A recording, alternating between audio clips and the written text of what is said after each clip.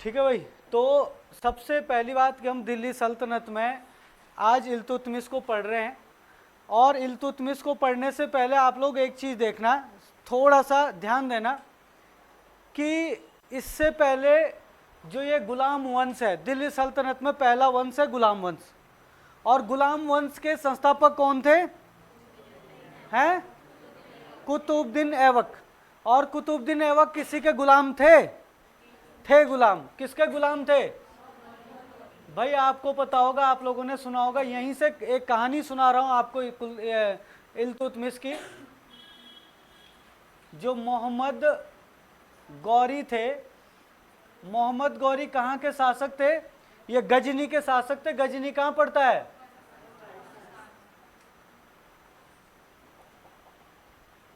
ये गजनी के शासक थे, अफगानिस्तान में पड़ता है गजनी। दूसरी बात, जो मोहम्मद गौरी है, इनके जो दास थे, इनके दास कौन थे? जल्दी बताइए। कुतुबुद्दीन ऐबक। दास बोल सकते हो या गुलाम बोल सकते हो, दास या गुलाम, है ना। और कुतुबुद्दीन ऐबक के जो गुलाम थे वो कौन थे या दास कौन थे? इल्तुतमिश। ठीक है, इल्तुतमिश इनके क्या थे? गुलाम थे। हुआ क्या था देखो जरा भाई, हमने जो है तराइन का प्रथम और द्वितीय युद्ध देखा। तराइन का प्रथम युद्ध किस किस के बीच हुआ था? मोहम्मद गौरी और पृथ्वीराज चौहान, जिसमें पृथ्वीराज चौहान जीता था। फिर तराइन का दूसरा युद्ध हुआ कब? 1192 में। और 1192 में फिर जीता कौन? मोहम्मद गौरी। पृथ्वीराज चौहान, इसके बाद पृथ्वीराज चौहान को बंदी बनाया, उनकी मृत्यु हुई। तो जिस तरीके से बताया वो सब हो गया आपका। जो हमने चंद्रबरदाई जो थे उनकी क्या थी? पृथ्वीराज रासो थी, उसका अनुसार भी, बाकियों के अनुसार भी। तो क्या हुआ कि पृथ्वीराज चौहान की मृत्यु या तराइन का द्वितीय युद्ध जीतने के बाद, तराइन के द्वितीय युद्ध में मोहम्मद गौरी का जो मुख्य दास था वो कौन था? एक फेमस था जो कुतुबुद्दीन ऐबक था। तो इसने क्या किया? मोहम्मद गौरी ने भारत के जितने भी क्षेत्रों को जीता था उन क्षेत्रों का सूबेदार बना दिया था कुतुबुद्दीन ऐबक को, और इसको गुलामी से आज़ाद करवा दिया था। ठीक है ना। तो इसी प्रकार से जो कुतुबुद्दीन ऐबक था उसको भारत का एक हिसाब से क्या बना दिया? एक मतलब राजा टाइप का बना दिया। भाई राजा तो नहीं था, लेकिन एक क्या बनाया उन्होंने? सूबेदार टाइप का बनाया कि आप जो है भारत के साम्राज्य को संभालिए और मैं आपका अफगानिस्तान पाकिस्तान वाला जो एरिया ये मैं अपने आप ही संभालूंगा। कौन? मोहम्मद गौरी। तो गजनी वाला जो एरिया था वो मोहम्मद गौरी संभाल रहे थे और भारत वाला एरिया कुतुबुद्दीन ऐबक संभाल रहे थे। कुतुबुद्दीन ऐबक ने इल्तुतमिश को, यहाँ पे जो इल्तुतमिश है इसे कुतुबुद्दीन ऐबक ने क्या किया था? दिल्ली में खरीदा। कहाँ खरीदा था? दिल्ली में। ठीक है ना। तो ये पॉइंट आपके पास इंपॉर्टेंट आएगा कि आपके पास जो कुतुबुद्दीन ऐबक है उसने इल्तुतमिश को कहाँ खरीदा था? तो दिल्ली में खरीदा था।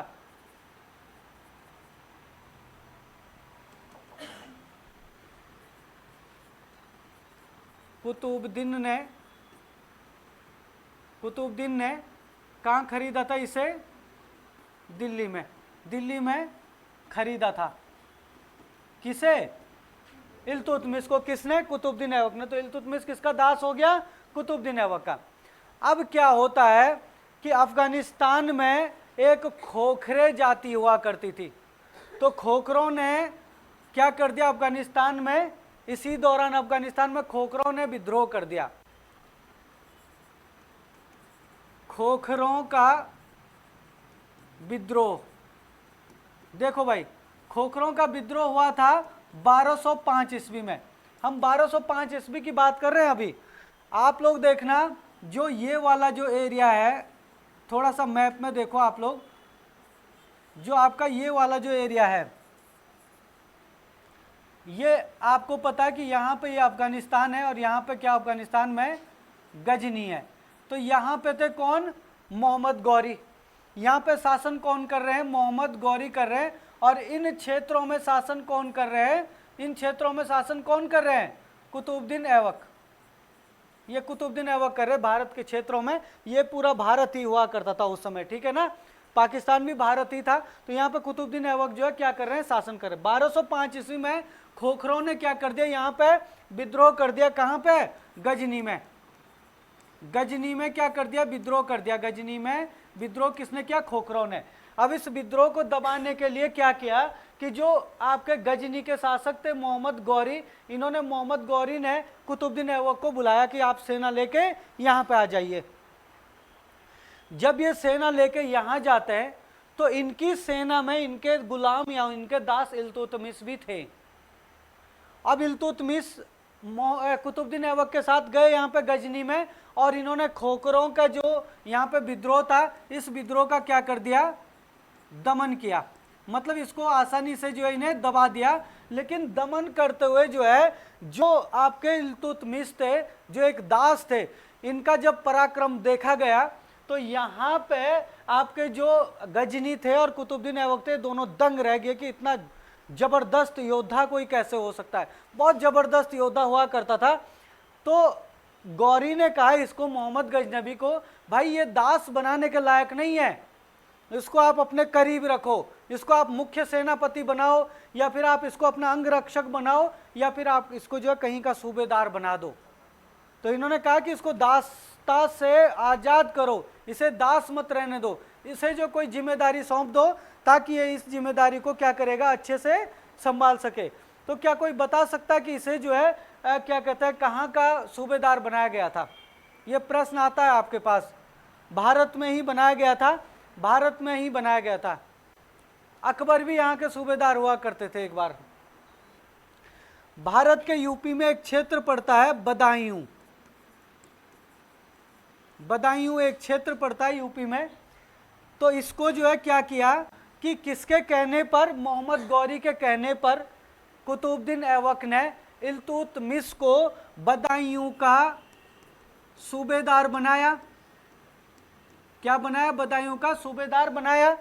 दूसरा, इसने इसको क्या बनाया, शाही अंगरक्षक बनाया।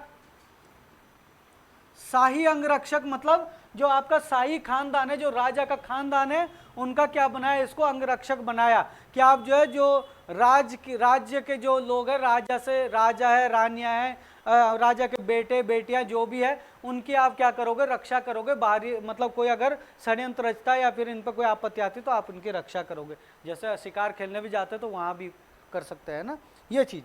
तो शाही अंगरक्षक भी बनाया और बदायूं का सूबेदार भी बनाया और अपना दामाद भी बनाया। बताया था मैंने कल, ये इसका दामाद भी था। और अपने बेटी का विवाह भी कर दिया, किससे, इल्तुतमिश से। और इल्तुतमिश जो इस प्रकार से बदायूं का सूबेदार भी बनाया, शाही अंगरक्षक भी बना और दामाद भी बना। किसका, किसका दामाद बना, कुतुबुद्दीन ऐबक का दामाद किसका बना, कुतुबुद्दीन ऐबक का दामाद बन गया था ये, है ना। अब देखो यहां पे ये चीजें हो गई। अब हमने आपको कल एक बात बताई थी कि बहुत सारे लोग यहाँ पे एक प्रश्न, बड़ा जबरदस्त प्रश्न गलत कर देते हैं, जो हम अभी थोड़ी देर पहले आपसे पूछ रहे थे कि जो क्या कहते हैं आपके कुतुबुद्दीन ऐबक थे, उनका उत्तराधिकारी कौन था, या फिर कुतुबुद्दीन ऐबक के पश्चात दिल्ली सल्तनत या गुलाम वंश का शासक कौन बना था। तो लोग जो यहाँ पे कुतुबुद्दीन ऐबक लगा देते हैं आंसर, सॉरी लोग यहाँ पे इल्तुतमिश लगा देते हैं आंसर, जबकि इल्तुतमिश नहीं है। कुतुबुद्दीन ऐबक की जब मृत्यु होती है तो कैसे होती है, कल पूछा था, कल बताया था, पेपर में क्वेश्चन आता, कुतुबुद्दीन ऐबक की मृत्यु कैसे होती है, चौगान खेलते हुए। जो हॉकी के तरह खेला जाता घोड़े के ऊपर बैठकर, तो चौगान खेला जाता था। चौगान खेलते हुए घोड़े से गिर गए और इनकी अचानक मृत्यु हो जाती है। अचानक मृत्यु हो जाती है तो कोई राजा बनने के लायक नहीं था। यहाँ पे जब राजा बनने के लायक नहीं था तो राजा कौन बनता, उनका बेटा होता है, उनका बेटा होता आराम शाह। उनका बेटा जो होता है आराम शाह, वो अनुभवहीन होता है, उसको राजपाट का या राज्य चलाने का कोई अनुभव नहीं था। तो राजा बनते हैं कौन, कौन, आराम शाह जो है शासक बनते हैं। कब, 1200, कब बनते हैं, 1210 ईस्वी में आराम शाह शासक बनते हैं। लेकिन जो ये आराम शाह, इनके बारे में हमने कल पढ़ रखा है ना, 1210 ईस्वी में आराम शाह शासक बनते हैं। आराम शाह जब शासक बनते हैं तो जो तुर्की सरदार थे, तुर्की सरदार मतलब जो कुतुबुद्दीन ऐबक के सेना में जो तुर्की सरदार थे, यानी कि तुर्क से उन्होंने जो वो ला रखे थे, अपने सैनिक ला रखे थे, उनको ही तुर्की सरदार बोलते हैं। वो इससे बहुत मतलब बिल्कुल ही एकदम नाखुश थे, क्योंकि इसको एक तो अनुभव नहीं था कैसे चलाना है, क्या करना है, कुछ पता नहीं था, निर्णय कैसे लेने, आराम शाह को कुछ पता नहीं है। तो क्या करते हैं, जो तुर्की सरदार होते हैं, इनके सेना के जो तुर्क से लाए गए जो सैनिक थे, वो कुतुबुद्दीन इल्तुतमिश को कहते हैं कि भाई हमारे सेना में तुम ही जो है राजा के सबसे करीबी भी थे और तुम जो है योग्य भी हो और अनुभव भी है तुम्हें, तो हमारा मानना यह है कि आप जो है राजा बन जाइए। उन्होंने कहा कि भाई राजा के बेटे के होते, राजा का बेटा ही राजा बनता, तो राजा के बेटे के होते मैं राजा कैसे बन सकता हूँ। तो उन्होंने इसको षड्यंत्र रचा और आराम शाह की क्या कर दी, हत्या कर दी। किसने, आराम शाह की हत्या किसने की, हाँ इल्तुतमिश ने आराम शाह की हत्या कर दी और इल्तुतमिश क्या बन गया, आपका शासक बना। इल्तुतमिश क्या बना, शासक बना। कब, 1210 ईस्वी में ही ये क्या बन गया था, शासक बन गया था। तो अब इल्तुतमिश का कार्यकाल चलता। अब देखो जरा कहाँ गुलाम से लेकर जो है शासक बनने का सफर, इसका क्या जबरदस्त सफर था, है ना। तो जब ये शासक बनता है तो इन्होंने सबसे पहला काम क्या किया था, हम कल पढ़ रहे थे, दिल्ली में कुतुब मीनार है ना, एक बच्चा जो है क्लास पढ़ाते पढ़ाते जो है गुरुजी ने जो है पढ़ा रहे थे गुरुजी की दिल्ली में कुतुब मीनार है, आगरा में जो है ताजमहल है, लाल किला है। तो वो बच्चा सो रहा था, गुरुजी ने बोला भाई मैं क्या पढ़ा रहा था, उठो, सो रहे हो कि मैं क्या पढ़ा रहा था। उसने कहा सर दिल्ली में कुत्ता बीमार है ना। तो ऐसे मत करना है, ध्यान से सुना करो कहानी। तो दिल्ली में कुत्ता बीमार नहीं था, दिल्ली में तो कुत्ता बीमार तो देहरादून में भी हो सकता है ना, लेकिन दिल्ली में कुतुब मीनार है, ठीक है ना। तो दिल्ली में जो कुतुब मीनार है उसका निर्माण कार्य किसने करवाया था भाई, कुतुब मीनार। जो कुतुब मीनार है कहाँ पे है, दिल्ली में है ना। दिल्ली में जो कुतुब मीनार है इसका निर्माण कार्य किसने प्रारंभ करवाया था, कुतुबुद्दीन ऐबक ने, लेकिन उसने कंप्लीट नहीं करवाया। मैंने बताया था, अभी लास्ट में बताएंगे कुतुब मीनार के बारे में, डिटेल में बताएंगे कि कितनी कितनी है, कैसी हो, कब कब किसने बनाई थी। 3 लोगों ने बनाई थी, वो बाद में चर्चा करेंगे। लेकिन कुतुबुद्दीन ऐबक ने इसको बनाना तो शुरू कर दिया, लेकिन वो कंप्लीट नहीं कर पाया। इसलिए इन्होंने सबसे पहले जो कुतुब मीनार का निर्माण कार्य पूर्ण किया, है ना। हालांकि इसके बाद भी किसने बनाया है, किसने, फिरोज शाह ने भी बनाया इसके बाद, है ना। इल्तुतमिश के बाद फिरोज शाह ने भी बनाया, लेकिन इसने कंप्लीट कर दिया था। वही वाली बात जो हम कल बोल रहे थे कि भाई अगर मैं मकान बनाऊं, मेरे दिमाग में कि मैं 2 मंजिला मकान बनाऊं, तो मैंने 2 मंजिला मकान बना दिया, मैंने कंप्लीट कर दिया, है ना। तो मैंने कंप्लीट तो कर दिया ना वो अपने हिसाब से। अब मेरा बेटा आके जो उसका 3रा मंजिल चढ़ाए तो वो कंप्लीट नहीं माना था, तो एक्स्ट्रा हो गया, है ना। तो जो हमारे क्या थे, जो फिरोज शाह थे, उन्होंने मतलब एक्स्ट्रा चढ़ाया उसको, लेकिन कंप्लीट उसको जो है जितना मतलब उसकी सोच थी, किसकी, कुतुबुद्दीन ऐबक की थी, उस सोच के हिसाब से उसने पूरा नहीं कर पाया। और उसको जो पूरा किसने किया था, किसने किया था, इल्तुतमिश ने। तो निर्माण कार्य जो मतलब कुतुब मीनार का निर्माण कार्य है वो किसने पूरा करवाया, इल्तुतमिश ने पूरा करवाया था, ठीक है ना। तो ये चीज़ आपको ध्यान रखना, इसमें सन डेट वगैरह सब कुछ बताएंगे हम, जब कुतुब मीनार का लास्ट स्टेप आएगा तो वहाँ पे कुतुब मीनार को डिटेल में बताएंगे, अभी बता के फायदा नहीं हो, बार बार आता रहेगा अभी, है ना। अच्छा, दूसरी बात यहाँ पे है, इन्होंने जो है अपने साम्राज्य में, यानी कि इन्होंने क्या कहते हैं,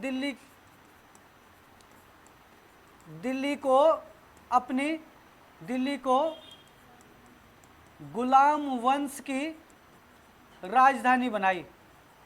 देखो भाई, ये प्रश्न जो आता है पेपर में, दिल्ली को गुलाम वंश की राजधानी किसने बनाई, या दिल्ली को राजधानी के रूप में गुलाम वंश के किस शासक ने स्थापित किया था, तो इल्तुतमिश।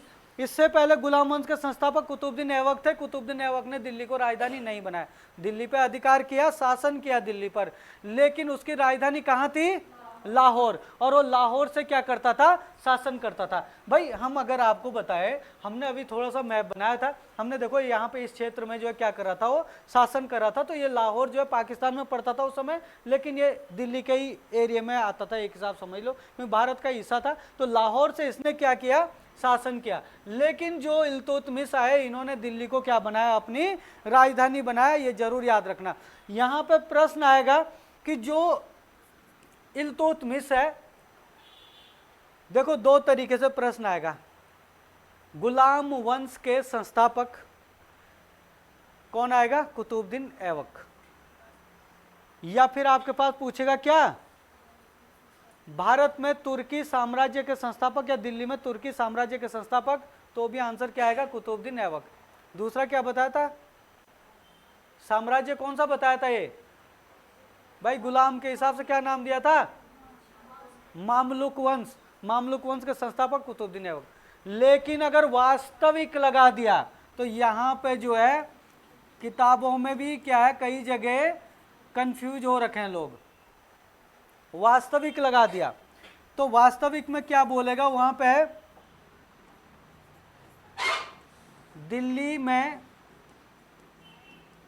गुलाम वंश लिख देगा, या फिर दूसरा क्या बोलते हैं, दास वंश बोल देगा, या फिर मामलुक वंश बोल देगा।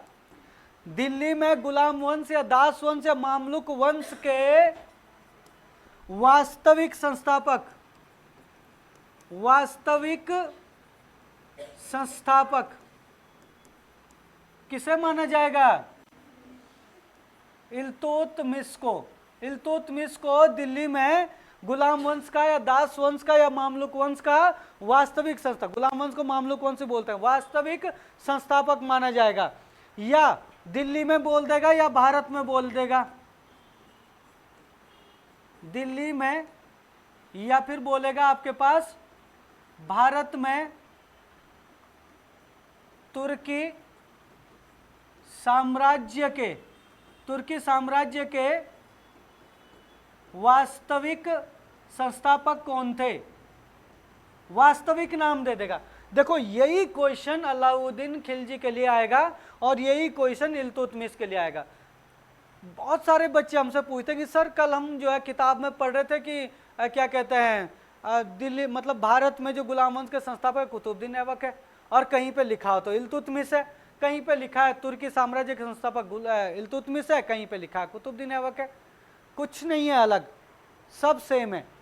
अगर आपके पास जो वास्तविक बोलता चाहे नहीं बोलेगा, तब तो आंसर है क्या, जो भी इल्तुतमिश और ऐबक में से ऑप्शन में होगा वही आपका आंसर है। अगर दोनों अगर ऑप्शन में है दिए हुए तो वास्तविक संस्थापक बोलेगा तो इल्तुतमिश होगा, और वास्तविक नहीं बोला तो कुतुबुद्दीन ऐबक होगा। समझ गए ना, इन चीजों को ध्यान रखना बहुत महत्वपूर्ण है, एग्जाम में आते हैं यहाँ से क्वेश्चन। वास्तविक दिल्ली में गुलाम वंश का संस्थापक या मामलुक वंश का संस्थापक या दास वंश का संस्थापक कुतुबुद्दीन ऐबक, और दिल्ली में गुलाम वंश, दास वंश या मामलुक वंश का वास्तविक संस्थापक इल्तुतमिश है ना। दिल्ली में या भारत में तुर्की साम्राज्य का वास्तविक संस्थापक बोलेगा तो इल्तुतमिश, और वास्तविक नहीं होगा तो आपका क्या हो जाएगा, कुतुबुद्दीन ऐबक हो जाएगा। समझ गए ना इस बात को, तो इसको आपको ध्यान रखना है। यहाँ पे इस तरीके से प्रश्न बनेंगे। अच्छा, यहाँ पे इन्होंने क्या किया था, इक्ता व्यवस्था शुरू की थी। एक प्रश्न आएगा यहाँ पे, भारत में इक्ता व्यवस्था किसने शुरू की थी, या दिल्ली में गुलाम वंश के किस शासक ने इक्ता व्यवस्था किसने प्रारंभ की थी। इक्ता व्यवस्था किसने प्रारंभ की थी, ये कई बार आपके पास एग्जाम में क्वेश्चन देखने को मिलेगा। सबसे पहली बात कि इक्ता व्यवस्था के लिए तो क्वेश्चन ऐसा आएगा कि इक्ता व्यवस्था की शुरुआत किसने की है भारत में, तो इल्तुतमिश हो जाएगा। लेकिन इसमें यह भी पूछा जाता कि इक्ता व्यवस्था क्या थी, तो इक्ता व्यवस्था क्या थी, किसने पढ़ा है तो बताइए, है? हाँ, क्या होता था, जैसा आपके क्या होते थे, सैनिक होते थे, या सैनिक के अलावा कोई गैर सैनिक भी हो सकता है। गैर सैनिक मतलब जैसे कोई राज्य में कोई अधिकारी है, मंत्री है, सैनिक नहीं है या सैनिक है, तो सैनिकों को क्या दिया जाता था, वेतन दिया जाता था। जब भाई वो क्या कहता अपनी ड्यूटी करते थे तो उनको क्या दिया जाता था, वेतन दिया जाता था, मतलब सैलरी दी जाती थी। तो यहाँ पे जो इन्होंने क्या किया कि सैनिकों को या गैर सैनिक को क्या किया कि वेतन के बदले, वेतन के बदले भूमि देना प्रारंभ किया था, भूमि देना प्रारंभ किया था। इसी को क्या कहते हैं, इक्ता व्यवस्था कहते हैं। तो भारत में इक्ता व्यवस्था की शुरुआत किसने की थी, तो ये प्रश्न आपके पास आएगा। तो इल्तुतमिश ने की थी, ई से इल्तुतमिश और ई से इक्ता, समझ गए ना, ई से इल्तुतमिश, ई से इक्ता। इक्ता व्यवस्था की शुरुआत किसने की थी, इल्तुतमिश ने। और इक्ता व्यवस्था क्या है, तो ये ऐसा प्रश्न आता है। तो इक्ता व्यवस्था क्या है, तो जब प्रश्न देता है ऑप्शन कैसे देता है कि भूमि के बदले नगद वेतन, या नगद वेतन के बदले भूमि, या फिर इसके बदले जो है चांदी के सिक्के या सोने के सिक्के देना, ऐसे करके ऑप्शन दे देगा, कंफ्यूज हो जाता है, जिसने नहीं पढ़ा होगा कंफ्यूज। तो वेतन के बदले भूमि देना क्या कहलाता है, इक्ता व्यवस्था कहलाता। और इसकी शुरुआत भारत में किसने की थी, किसने की थी, इल्तुतमिश ने। एक दूसरा प्रश्न आएगा जो इल्तुतमिश से बहुत जबरदस्त प्रश्न आता है, दल चालीसा। जो दल चालीसा है, इसी दल चालीसा को चहलगानी भी बोलते हैं, है ना। तो इन्होंने दूसरी शुरुआत की भारत में दल चालीसा की।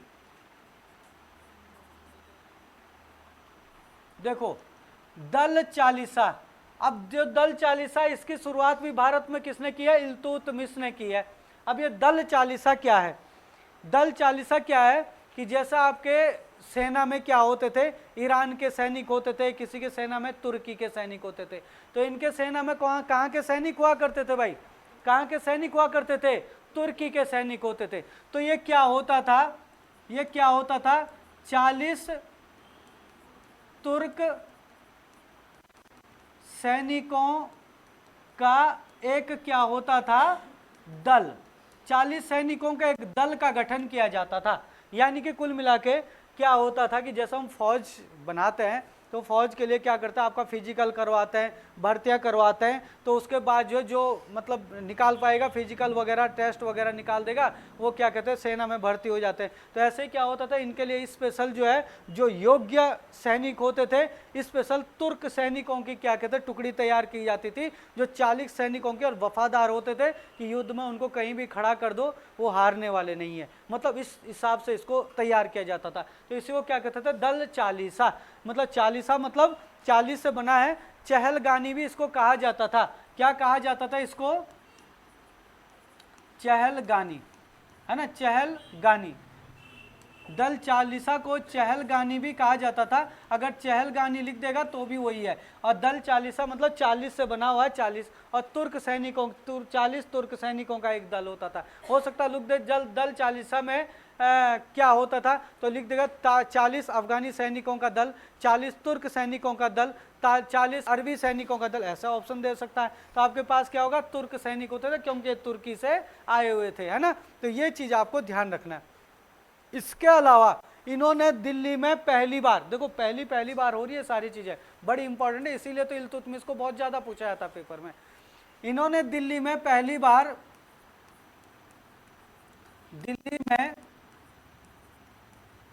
बार टकसाल की स्थापना की, टकसाल की स्थापना की। तो दिल्ली में टकसाल की स्थापना सर्वप्रथम किसने की थी, तो इल्तुतमिश ने की थी। अब बात करते हैं टकसाल होता क्या है, क्या होता है टकसाल, है हाँ, जा रुपए ना टक्का, है ना। टक्का मतलब क्या होता है, सिक्कों से होता है।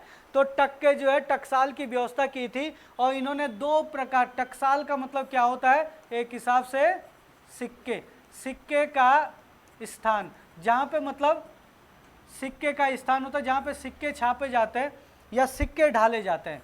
आप लिख सकते हो इसको, सिक्के ढालने का स्थान, जहां पे सिक्के ढाले जाते हैं उसको क्या कहते हैं, टकसाल कहते हैं। तो यहाँ पे 2 प्रकार के सिक्के ढाले जाते थे उस समय भाई। एक तो होता था चांदी का सिक्का और एक होता था कौन सा, अच्छा चलो ठीक है, चांदी का सिक्का तो सबको पता है, इल्तुतमिश ने दिल्ली में जब टकसाल की स्थापना की थी तो उन्होंने किस प्रकार के सिक्कों को जो है छापना शुरू किया था? तो लिख देगा सोना और चांदी, चांदी और तांबा, तांबा और पीतल, और पीतल और चांदी। बताइए जरा जल्दी बताइए, हैं? चांदी और तांबा। डंडा खींच दिया था, इससे शायद आइडिया लगा दिएगा, हैं? चांदी और तांबा। चलो ठीक है। अब यहाँ पे जो महत्वपूर्ण प्रश्न जो मैंने पूछा अभी प्रश्न, इससे भी ज्यादा इंपॉर्टेंट क्वेश्चन ये है कि इल्तुतमिश ने जब दिल्ली में टकसाल की स्थापना की थी तो उस समय जो चांदी के सिक्के ढाले जाते थे, या गुलाम वंश के समय में चांदी के सिक्के या तांबे के सिक्कों को किस नाम से जाना जाता था? तो चांदी के सिक्कों को किस नाम से जाना जाता था और तांबे के सिक्के को किस नाम से जाना जाता था? चांदी के सिक्के को टक्का, चांदी के सिक्के को कहा जाता था टक्का, और तांबे के सिक्के को जीतल, तांबे के सिक्के को जीतल। बड़ी इंपॉर्टेंट चीजें ये एग्जाम में आते रहेगी, आपके पास मिलते रहेगी आपको एग्जाम में। जब इल्तुतमिश ने दिल्ली में टकसाल की स्थापना की थी तो दो प्रकार के सिक्के ढाले जाते थे, एक तांबे का और एक चांदी का। तो तांबे और चांदी का सिक्का, या फिर बोल सकते हो तो उस समय क्या ढाला जाता था? टक्का और जीतल ढाला जाता था। तो तांबे के सिक्के को गुलाम वंश में के टाइम में क्या कहा जाता था और तांबे के सिक्के को क्या कहा जाता था? तो चांदी के सिक्के को टक्का और तांबे के सिक्के को जीतल कहा जाता था। अब देखो यहाँ पे फिर और चीज देखो, टकसाल तो और जगह भी थी, लेकिन पहली बार, अभी देखो पहली बार क्या हो रहा है फिर से, पहली बार सिक्कों पर टकसाल के नाम मुद्रित किए गए। देखो सिक्कों पर पहली बार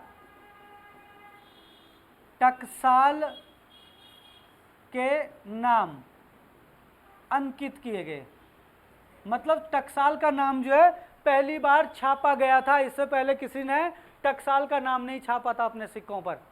यह तो किया ही किया, लेकिन इसके अलावा एक बड़ी शानदार चीज हुई कि जिससे कोई भी खुश हो जाए। आप भी खुश हो जाओगे, मैं भी खुश हो जाऊंगा, और उस समय की जनता भी, और इल्तुतमिश भी खुश। इल्तुतमिश तो पता नहीं खुश हुआ ही होगा, क्योंकि उसने तो छापी इन चीजों को। इसमें क्या छापा गया था? दूसरी बात, शिव का नंदी। भाई शिव जी का नंदी छापा गया था, जबकि इल्तुतमिश कौन थे? मुसलमान थे। और मुसलमान आपको पता है देवी देवताओं, शिव जी भगवान नफरत करते हैं इन लोगों से। कैसे छाप दिया ये समझ से बाहर है। हो सकता है उस समय की जनता का दिल जीतने के लिए, या अपनी जो है ख्याति प्राप्त, मतलब ख्याति बनाने के लिए, अपने आप को फेमस करने के लिए। और दूसरा भाई देखो बड़ी गजब की बात, जो मतलब होना ही नहीं चाहिए था, जो ये कुतुबुद्दीन ऐबक थे, या फिर इल्तुतमिश की तो चलो बात छोड़ो, कुतुबुद्दीन ऐबक के जो पूर्वजी बोलेंगे। अब कुतुबुद्दीन ऐबक से पहले आपके कुतुबुद्दीन ऐबक थे, इल्तुतमिश से पहले, उनसे पहले मोहम्मद गौरी थे। इनके झगड़े किसके साथ थे? किसके साथ थे झगड़े इनके? राजपूतों के। झगड़े राजपूतों के साथ थे, और उसके बावजूद भी चौहान घुड़सवार को छापा गया। ये बड़ी तारीफ करने वाली बात है, दिल खुश कर दिया इल्तुतमिश ने, है ना। चौहान घुड़सवार, ये देखो इसको छापा गया सिक्कों पर। अब सोचो जरा, एक दिल खुश करने वाली बात है भाई, कितना जबरदस्त लड़ाइयाँ थी। पर बताया जाता है शायद वहीं से कि पृथ्वीराज चौहान और मोहम्मद गौरी की जो टक्कर हुई ना, उसके बाद मरते मरते मोहम्मद गौरी ने ये बताया कि मैंने दुनिया में बहुत सारे लोगों से युद्ध लड़े, कई जगह जो है मारे, और कई जगह जो हमारे सैनिक मरे, पर राजपूतों के और चौहानों के जैसे वीर योद्धा मैंने आज तक नहीं देखे। पृथ्वीराज चौहान की तो कुछ बात ही अलग थी। तो हो सकता है उसके बाद वो दिल में बस गए उनके, उन्होंने कहा नहीं यार, थे तो कमाल के थे वाकई में, है ना। तो चौहान घुड़सवार को सिक्के पे छाप दिया भाई इल्तुतमिश ने, बड़ी इज्जत करी है, इसका मतलब है ना। तो हो सकता है कि क्या कहते हैं, अपना जो है एक हिसाब से अपनी ख्याति बनाने के लिए, अपना जो है नाम बनाने के लिए छापा हो कि लोगों की सिंपैथी हो जाए हमारे साथ। और हो सकता नहीं, अगर ऐसे भी किया होगा तो भी बहुत तारीफ करने वाली बात है। तो एक तो मतलब ये पूछता पेपर में, सिक्कों पर पहली बार टकसाल के नाम अंकित करने की परंपरा किसने चलाई थी? तो इल्तुतमिश ने। इस तरीके लैंग्वेज भी यही है क्वेश्चन कि सिक्कों पर टकसाल को छापने की परंपरा किसने चलाई थी? तो इल्तुतमिश ने। सर्वप्रथम गुलाम वंश के किस शासक ने या दिल्ली के किस शासक ने सबसे शिव के नंदी को सिक्कों पर छापा था? और इसी को पूछेगा कि सर्वप्रथम चौहान, या फिर सर्वप्रथम क्या ये एक ही बार हुआ था उसके बाद नहीं है, चौहान घुड़सवार को किसके सिक्कों पर छापा गया था? लिख देगा वो पृथ्वीराज चौहान, या चौहान वंश के शासकों के नाम लिख देगा, अर्णोराज चौहान लिख देगा, पृथ्वीराज चौहान लिख देगा, मोहम्मद गौरी लिख देगा और इल्तुतमिश लिखा। तो लोग तो इल्तुतमिश और मोहम्मद गौरी को ही बाहर करेंगे सबसे पहले। क्यों बाहर करेंगे? क्योंकि ये तो उनके प्रतिद्वंदी सोचते ये तो हो नहीं सकता, या तो अर्णोराज चौहान होगा या फिर पृथ्वीराज चौहान होगा, जबकि क्या था आपका? इल्तुतमिश था। बड़ा जबरदस्त क्वेश्चन ये यहाँ पे बनता है और एग्जाम में यहाँ पे आते रहेगा भाई। अब यहाँ पे एक चीज की बात करते हैं कि हमने अभी जो है कल पढ़ा था कि कुतुबुद्दीन ऐबक जो है जब दिल्ली के, मतलब कुतुबुद्दीन ऐबक जब शासक बने गुलाम वंश के, तो उन्होंने जो है खलीफा से सुल्तान की उपाधि नहीं ली थी। तो जो इल्तुतमिश है ये सुल्तान की उपाधि, सुल्तान की उपाधि धारण करने वाला दिल्ली का पहला सुल्तान, दिल्ली का पहला सुल्तान, या फिर आप गुलाम वंश भी बोल सकते हो। गुलाम वंश का पहला सुल्तान था कौन? इल्तुतमिश। इसने 1229 ईस्वी में जो है सुल्तान की उपाधि धारण की थी, लेट में सुल्तान की उपाधि धारण की थी, लेकिन की थी, है ना। बहुत इंपॉर्टेंट क्वेश्चन है, ये भी एग्जाम में आपके पास बनते रहेगा। किससे की थी? तो बगदाद के खलीफा से ही करते थे। अल मुंतसिर बिल्लाह जो है उस समय बगदाद के खलीफा थे, अल मुंतसिर बिल्लाह, है ना। तो इसको मैं चलो नोट करवा दूंगा, आपको नोट करवाता हूँ, ऐसे पूछता नहीं पेपर में किससे ली थी, लेकिन ये पूछता है कि दिल्ली का पहला सुल्तान या गुलाम वंश का पहला कौन सा सुल्तान, कौन सा शासक था जिसने सुल्तान की उपाधि धारण की थी? तो इल्तुतमिश ने, क्योंकि इल्तुतमिश से पहले जो है क्या रहे थे, कौन रहे थे शासक? एक तो आपके कौन रहे थे? आराम शाह रहे। तो आराम शाह से पहले कुतुबुद्दीन ऐबक, है ना। तो उन्होंने सुल्तान की उपाधि धारण नहीं की थी, एक बगदाद के खलीफा से ही धारण की जाती थी उस समय, ठीक है ना। तो ये बड़ा इंपॉर्टेंट यहाँ पे क्वेश्चन जो है आपके पास बनेगा। एक पॉइंट बनेगा यहाँ पे कि जो इल्तुतमिश है इसको जो है भारत में गुंबद निर्माता के नाम से जाना जाता है। ये देखो, गुंबद निर्माता के नाम से जाना जाता है। तो एग्जाम में कई बार प्रश्न आया है कि दिल्ली के किस सुल्तान को गुंबद निर्माता के नाम से जाना जाता है? क्यों जाना जाता होगा? कोई बता सकता है इसके पीछे कारण? क्योंकि इस कारण को भी पूछता भाई, इसके पीछे एक और जो है क्वेश्चन आएगा। अच्छा, आप लोग ये बताओ मुझे, सुल्तानगढ़ी कहाँ पे है भाई? है सुल्तानगढ़ी कहाँ पे है? सुल्तानगढ़ी, अरे सुल्तानगढ़ी दिल्ली में है, सुल्तानगढ़ी दिल्ली में है। तो इन्होंने सुल्तानगढ़ी दिल्ली में भारत का पहला मकबरा बनाया था। भारत का पहला मकबरा, भारत का पहला मकबरा कौन सा है? भारत का पहला मकबरा दिल्ली के सुल्तानगढ़ी का मकबरा। भारत का पहला मकबरा सुल्तानगढ़ी का मकबरा, और ये कहाँ पे है? दिल्ली में है। दिल्ली में सुल्तानगढ़ी का मकबरा, और इनका पुत्र हुआ करता था, इसका पुत्र हुआ करता था नासिरुद्दीन शाह। इस नासिरुद्दीन के याद में इनकी मृत्यु हो गई थी, तो इनकी याद में जो है इस मकबरे को बनाया गया था। अब देखो भाई, भारत में इससे पहले कोई भी मकबरा नहीं था। सोच लो कितने लेट में आए मुसलमान भारत में। अभी देखो मकबरे मकबरे दिखते हैं जगह जगह।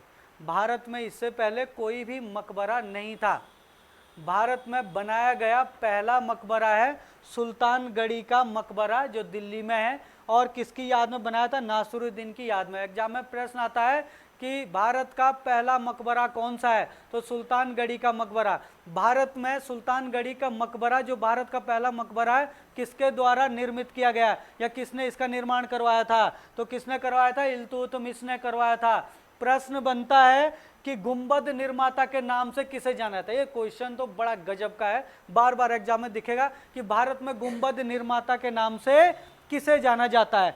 समझ गए ना, तो किसे जाना जाता है, इल्तुतमिश को। अब यहाँ पे जो क्या होता है, इल्तुतमिश 1236 ईस्वी में इसको विराम देते हैं, मृत्यु हो जाएगी। 1236 ईस्वी में इल्तुतमिश की क्या हो जाएगी, मृत्यु बन जाएगी। और अब बनेगी दिल्ली की प्रथम महिला शासिका रजिया सुल्तान। अब आएगी दिल्ली की प्रथम महिला शासिका रजिया सुल्तान। रजिया सुल्तान के बारे में तो पढ़ने का मजा ही कुछ अलग है, अगर आप थोड़ा सा दिल से पढ़ो और दिमाग तो अपने आप ही लग जाता है फिर, है ना। बस आप लोग जो है इसके बाद जो हम रजिया सुल्तान को पढ़ेंगे, बड़ी ज़बरदस्त कहानी है रजिया सुल्तान की, बल्कि इल्तुतमिश से भी ज़्यादा पढ़ने के लिए मिलेगा आपको इसमें, और प्रश्न भी लगातार बनते रहते हैं। तो इल्तुतमिश से ये सारी चीज़ें एग्जाम में आपके पास बनेगी। थोड़ा सा जो है इसको देखते हैं,